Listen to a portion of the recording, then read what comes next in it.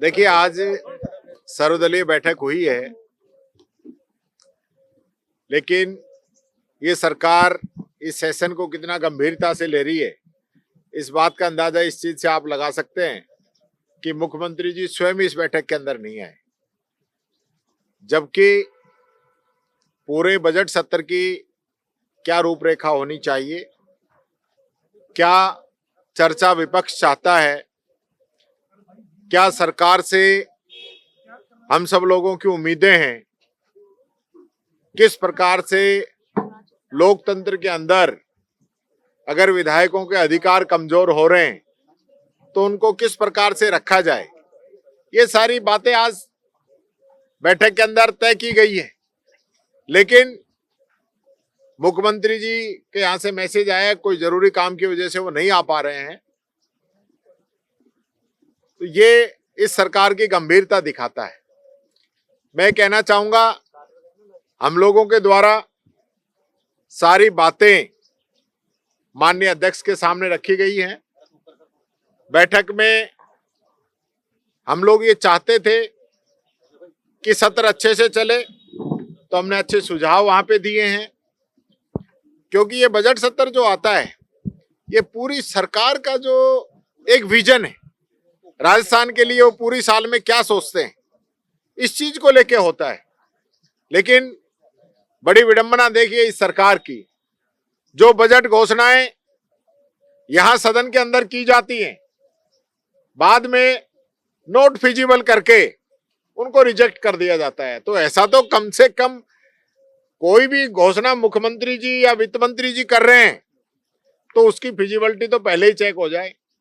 और हम उम्मीद करेंगे कि इस सत्र के अंदर जब ये बजट आए, जो बजट घोषणाएं हों, उनकी फिजिबिलिटी पहले चेक करके ही लेके आए, कहीं बाद में फिजिबल नहीं हो और जनता को इनके मुंह की ओर देखना पड़े।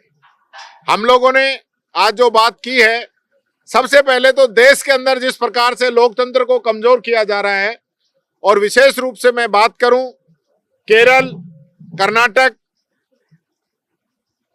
और तमिलनाडु की, वहां पे राज्यपालों के द्वारा जिस प्रकार से व्यवहार किया जा रहा है, वो कहीं भी लोकतांत्रिक तरीके के अनुरूप नहीं है।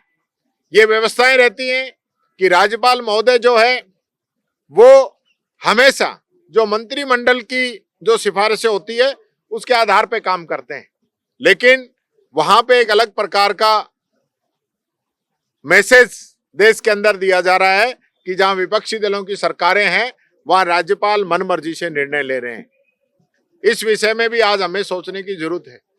दूसरा मैं कहना चाहूंगा, एक बुलेटिन जारी हुआ कि विधायकों के अधिकार कम किए गए, उस पर भी चर्चा हुई है। माननीय अध्यक्ष जी ने आश्वासन दिया है कि उस पर वो पूरा ध्यान रखेंगे, और उन्होंने वो एक प्रकार से ऐच्छिक किया है, कंपलसरी नहीं किया है, वो बात भी हमने रखी है। साथ ही साथ जो क्वेश्चन है उनके जवाब जो है समय पे आए, उसके लिए हमने बात की है। क्योंकि विशेष रूप से मैं बात करूं फाइनेंस की, राइजिंग राजस्थान की, ईआरसीपी की, जो ऐसे विषय हैं उनके जवाब जो है सरकार नहीं दे रही है, क्वेश्चन ही कैंसिल कर दिए जाते हैं। ये स्थिति यहाँ पे बनाई जा रही है। ध्यानाकर्षण जो है उसको लगाने में डिले किया जा रहा है। इसी प्रकार से हमने जो बात रखी कि जो बिलों पे जो बहस हो वो सार्थक होनी चाहिए, बिलों पे पूरी बहस होनी चाहिए। सरकार बिल लेके आए तो उस पर चर्चा हो, कानून व्यवस्था पे चर्चा हो। 2 साल से सरकार कानून व्यवस्था पे चर्चा नहीं करा रही है। इस विषय को भी हम सरकार के संज्ञान में लेके आए हैं कि कानून व्यवस्था पे चर्चा होनी चाहिए। राजस्थान के अंदर आए दिन मर्डर, डकैती, एक्सीडेंट, इस प्रकार की हालत बन चुकी है। साइबर क्राइम, बच्चियों से बलात्कार, ये घटनाएं राजस्थान में लगातार बढ़ रही हैं। इसको लेके भी हमने बात कही है कि इस पे पूरी चर्चा होनी चाहिए। अंत में मैं एक बात ये भी कहना चाहूंगा कि हमारा पूरा विपक्ष का, हमने अपनी बात कही है कि हमारा पूरा समर्थन रहेगा सार्थक चर्चा के लिए। विपक्ष जो राजस्थान की जनता के सवाल उठाए, उनका सत्ता पक्ष की तरफ से जवाब आना चाहिए। जवाब जो मर्जी ये दें, इनको जो अच्छा लगे वो जवाब दें, लेकिन जवाब उस पर इनको देना चाहिए। इन सब बातों को लेकर चर्चा हुई है। मैं फिर कहना चाहूंगा, हम चाहते हैं कि राजस्थान की जनता जो हमारी ओर देख रही है, इस विधानसभा के अंदर उनके मुद्दों पे चर्चा हो। आज यहाँ का युवा, आज यहाँ का किसान, आज यहाँ का गरीब, आज यहाँ का व्यापारी, सब लोग देखते हैं कि विधानसभा हमारे लिए क्या नियम बना रही है, क्या कानून बना रही है, क्या चर्चाएं हो रही है। तो उन सब बातों को आज विशेष रूप से हमने यहाँ पे बात रखी है और मैं समझता हूँ रिजल्ट अच्छे आने चाहिए, नहीं तो फिर वही घोड़ेर वही मैदान है। हम कोई पीछे हटने वाले नहीं है, सारी बातें हमने कही हैं। कैमरे का इश्यूज था वो भी हमने बताया है, उस पे स्पीकर साहब के द्वारा बुलेटिन जारी करने की बात की गई है कि वो बुलेटिन जारी करेंगे और जो भी चीज है वो पब्लिक के सामने रखेंगे। ये बात मैं आपसे कहना चाहूंगा। अभिभाषण सुनेंगे, अभिभाषण सुनेंगे।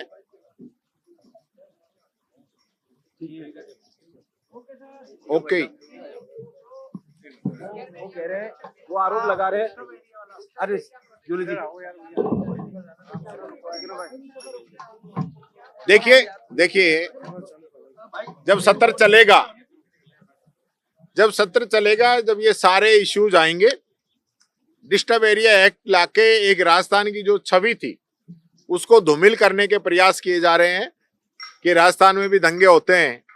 दंगे किन लोगों ने कराए सब जानते हैं कि ये लोग आज राजस्थान का एक जो स्वरूप है पूरे देश के अंदर, अतिथि देवो भव की जो हमारी परंपरा है उसको कमजोर करना चाहते हैं। आज राजस्थान के अंदर ये एक्ट आता है क्योंकि इससे पहले गुजरात के अंदर आया था। तो जिन लोगों की सोच है वो आप समझ सकते हैं कि राजस्थान में एक्ट क्यों आ रहा है और इसका जो परिणाम होगा वो आने वाले समय में आपको नजर आएंगे। आप ऐसे ही देख रहे हो कि टूरिस्ट कम होता जा रहा है, तो लोगों की नजरों में राजस्थान को ये क्या साबित करना चाह रहे हैं? राजस्थान को अच्छा बनाना चाह रहे हैं या कमजोर बनाना चाह रहे हैं? ये बात मैं कहना चाहूंगा। अच्छा, एक ये कह रहे हैं कि हम सब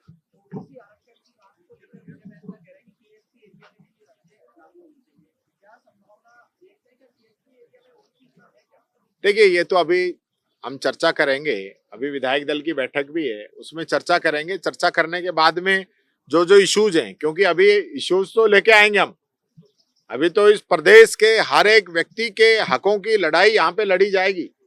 आज तो सर्वदलीय बैठक थी, अभी तो बीएससी का एजेंडा आएगा, विधानसभा में क्या ये विषय लेंगे वो सारी बातें आएंगी, वो सब चीजें हम लेंगे। अभी तो हमारी कल जो है शाम को 7 बजे विधायक दल की बैठक है, उसमें हम आगे की रणनीति तय करेंगे। इनका कहना है कि सारे जो मुद्दे हैं,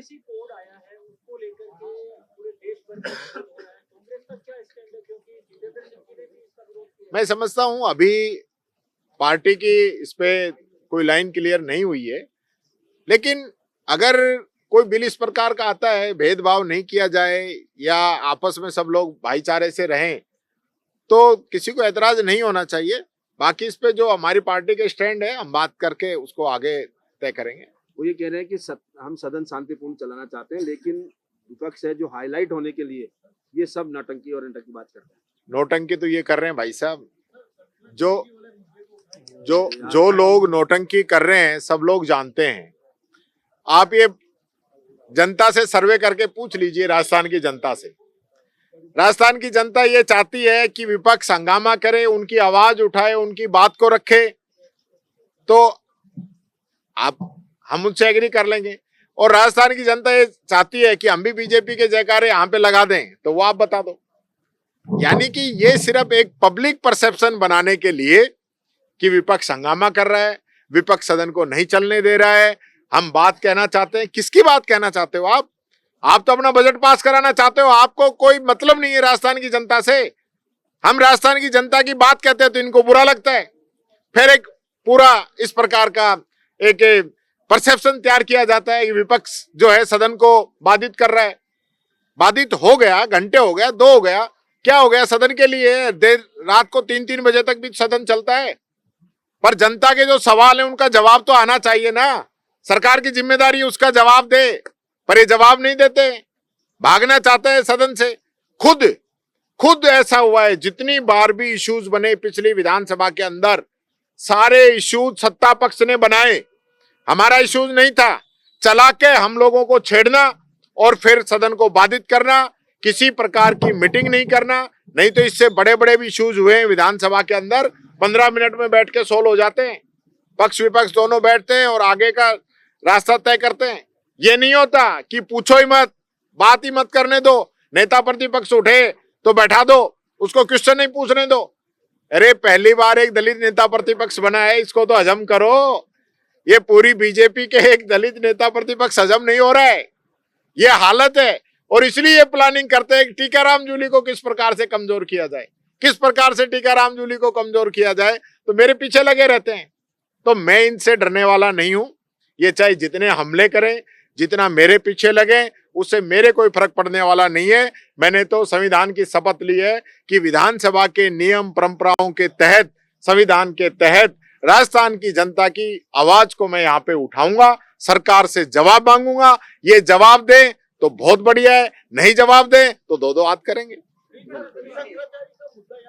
देखिए शंकराचार्य जी का जो मामला है वो भी मैंने आपको बताया था कि शंकराचार्य जी एक बहुत बड़ा मिशन लेके चल रहे हैं, वो है गो हत्या का।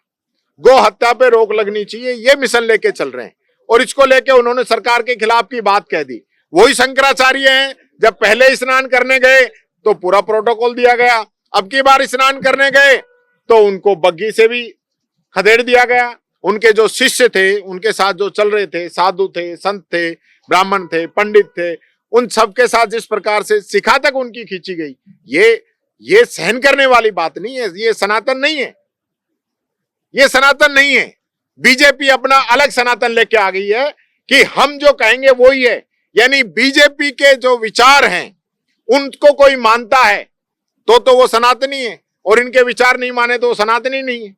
तो ये जो नए जो इश्यूज ये लेके आए हैं, मैं समझता हूं बात होनी चाहिए आज देश की बेरोजगारी पे, बात होनी चाहिए ट्रैफिक व्यवस्था पे, बात होनी चाहिए किसान की, बात होनी चाहिए देश को आगे बढ़ाने की। लेकिन चूंकि वहां अमेरिका बार बार हमको कमजोर करने का काम कर रहा है, ऑपरेशन सिंदूर जिस प्रकार से चला उसमें ट्रंप कह रहा है कि मैंने जो है सीज फायर करा है। आज जो है डॉलर लगातार रुपये पे हावी होता जा रहा है। उन पे चर्चा से बचने के लिए ये भारतीय जनता पार्टी के लोग इस प्रकार के इश्यूज लेके आते हैं कि कभी जो वोटर हैं, वोटर का ही नाम काट दो। अरे भाई मैं तो वोटर हूं, वोट देता रहा हूं जब से जन्म लिया है तब से, उसी को मुद्दा बना रहे हैं। मनरेगा अच्छी भली चल रही थी, इसको बंद कर दो, नाम बदल दो, उसको मुद्दा बना रहे हैं।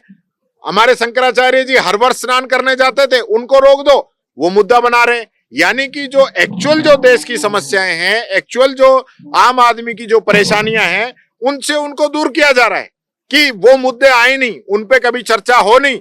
और ये नए नए इश्यूज लाके आप देख लेना, हर 15 दिन में एक नया मुद्दा आ जाएगा। और जो आम पब्लिक की समस्या है, आम राजस्थानी की जो दिक्कत है, हर एक भारतवासी की जो दिक्कत है, उस पर कोई चर्चा नहीं होगी। यही तो बीजेपी का एजेंडा है और इस पे लोग चल रहे हैं। जूली साहब, एक अधिकारी ने इस्तीफा दे दिया। अभी वो अधिकारी की सामत आने वाली है, उसके पीछे लगेंगे ये लोग, उस पर कार्रवाई करने की कोशिश करेंगे। उसका जो है स्वाभिमान इससे बाधित हुआ और उसने कहा कि शंकराचार्य जी के साथ जिस प्रकार का व्यवहार सरकार ने किया है नहीं होना चाहिए, और उन्होंने इस्तीफा दिया। और उसके बाद जिस प्रकार के हालात इन लोगों ने पैदा की, आज उसके ये लोग पीछे लग रहे हैं। मैं समझता हूं सरकार को इस पे संज्ञान लेना चाहिए, शंकराचार्य जी से मिलकर बात करनी चाहिए और ये जो गतिरोध बना हुआ है इसको खत्म करना चाहिए। आएंगे डोटासरा जी, आएंगे? आप क्या चाहते हो? हाँ तो डोटासरा जी आएंगे, सब लोग मिलके पूरा जो विपक्ष एकजुट होकर इस सरकार को घेरने का काम करें।